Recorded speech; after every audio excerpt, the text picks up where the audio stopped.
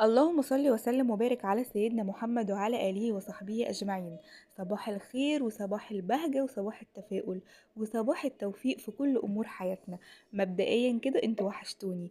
ثانيا كومنتاتكم بتعجبني جدا، استمروا في الكومنتات لأن دي أكتر حاجة مخلياني مكملة في الفيديوهات اللي أنا بعملها.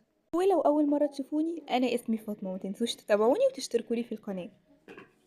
بصوا بقى يا جماعة، في الوقت ده احنا كنا الساعة 2 بالليل بتوقيت مصر. انا كنت جعانه انا وجوزي والولاد، فهنعمل ايه؟ احنا طبعا كنا كلنا جبنه وكلنا كل حاجه، بس لسه جعانين لان احنا الايام دي بنسهر لحد الصبح. بصيت في الفريزر لقيت عندي صدر فرخه، هي كانت متقطعه بني بس هو مقام صدر فرخه، انا طلعته وقطعته معاكم التقطيع اللي انتوا شايفينه ده.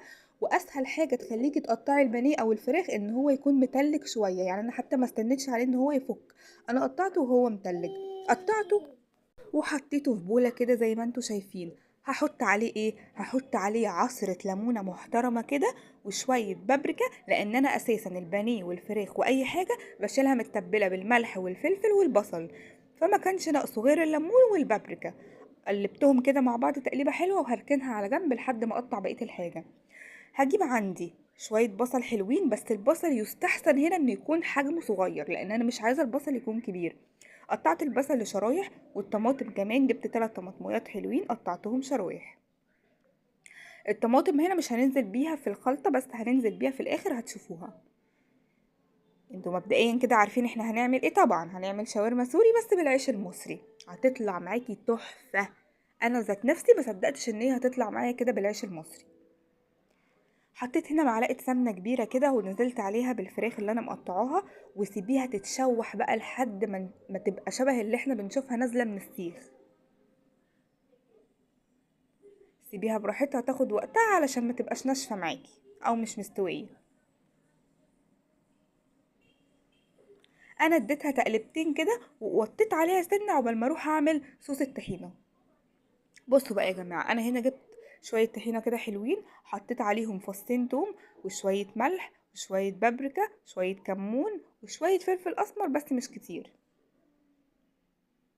انزلي بقى عليهم بالميه واحده واحده، ما تنسليش بالميه مره واحده علشان ما تبقاش سايله منك قوي. انزلي بيها واحده واحده لحد ما توصلي للقوام اللي انت عايزاه. انا هنا فضلت اقلب لقيتها تقيله جدا جدا معايا، فهنزل ببقيه شويه ميه كمان. افضلي قلبي برضو كده لحد ما خلاص توصلي للقوام اللي انت عايزاه، واول ما توصلي للقوام اللي انت عايزاه انزلي بشويه خل او ليمون حسب ما انت بتحبي. اول ما هتحطي الخل او الليمون هتلاقي الصوص ابتدى يفتحها اكتر معاكي، وهتلاحظي كده في الكاميرا. بصوا بقى يا جماعه، هو ده القوام اللي انا عايزاه، ولا تقيل قوي ولا خفيف قوي. هو اساسا مش خفيف، بس هو ده كده القوام المظبوط لسلطه الطحينه. هنرجع تاني بقى للفراخ بتاعتنا نشوفها عملت ايه. انا عليت عليها النار تاني علشان تبتدي تستوي. في الوقت ده البانيه او الفراخ ما كانتش خلاص خدت السوى اللي انا عايزاه، لا هي فاضل لها شويه. بس انا عايزه البصل يتكرمل معاها ويستوي معاها، مش عايزاه في الاخر بعد ما هي تستوي اروح انا نازله بالبصل، لا. في نص سوى الفراخ هنزل بالبصل الشرايح اللي انا قطعته، وهسيبهم ياخدوا شوية كده مع بعض يندمجوا مع بعض.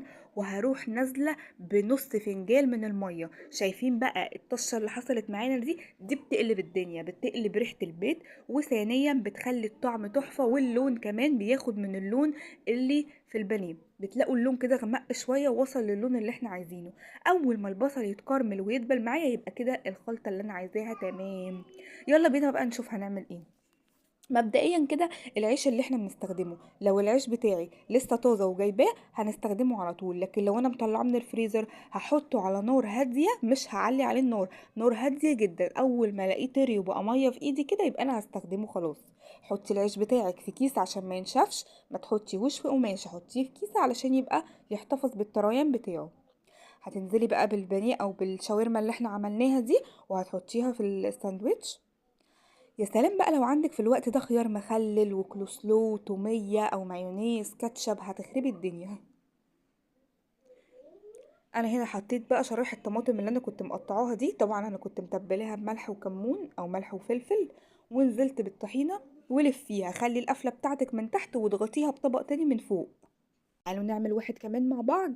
اول حاجة بنزل بالشاورما، برصها رصة حلوة كده، بعد كده بحط شرايح الطماطم اللي انا متبلاها ولازم الملح بتاعك يكون مظبوط في كل حاجة.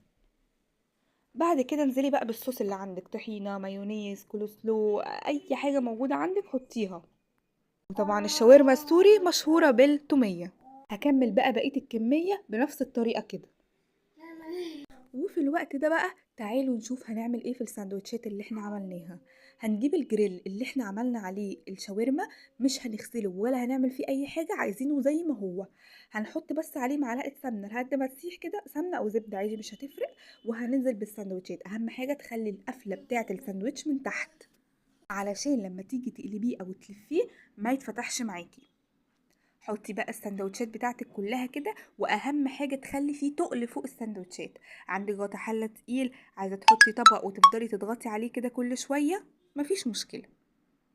بصوا بقى هنا انا خدت الطبق اللي انا كنت حاطه فيه وحطيته عليه، ولازم كل شويه تضغطي عليه علشان تعمل الخطوط اللي احنا عارفينها في الشاورما السوري. هنا خلاص كانت خدت وقتها. شايفين بقى الجمال؟ شايفين؟ قولولي يفرق ايه عن السندوتشات اللي بنجيبها من بره؟ بالعكس احنا ضامنين النظافة وضامنين كل حاجة عاملينها في البيت بإيدنا. وكمان يا جماعة اهم حاجة الوقت، المنجز في الوقت. انا الساعة 2 بالليل هنزل اجيب منين؟ مين هينجزني غير نفسي؟ تحفة يا جماعة، انا مش قادرة اوصف لكم الجمال بتاعها. لو لسه بتشوفوا الفيديو لحد هنا ما تنسوش تصلوا على النبي، وما تنسوش تشتركوا لي في القناة وتقولوا لي رأيكم في الأكل اللي أنا بعمله. يلا بقى بينا هنا نقدمها ونشوف هنعمل ايه. هي هنا خلاص كانت جاهزة على الأكل على طول، مش ناقصها أي حاجة غير إن هي تتاكل. طلعت تحفة وطعمها روعة، وما أخدتش معايا وقت كتير، بالعكس أنجزتني جدا وكنا مبسوطين جدا. بصوا بقى هي كانت مقرمشة وفي نفس الوقت مش مقرمشة لدرجة ان هي ناشفة مثلا، لأ، زي الشاورما اللي بنجيبها من بره بالظبط. مش هيفرق حاجة في الطعم، غير بس انتي لو زودتي صوصات زودتي حاجات هو ده اللي هيفرق معاكي. لكن بالنسبة للعيش عطاني نتيجة انا ما توقعتهاش خالص. انا قدمت بقى معاها شيبسي وطماطم سلايس كده وسلطة الطحينة، وكانت تحفة يا جماعة. وبس كده.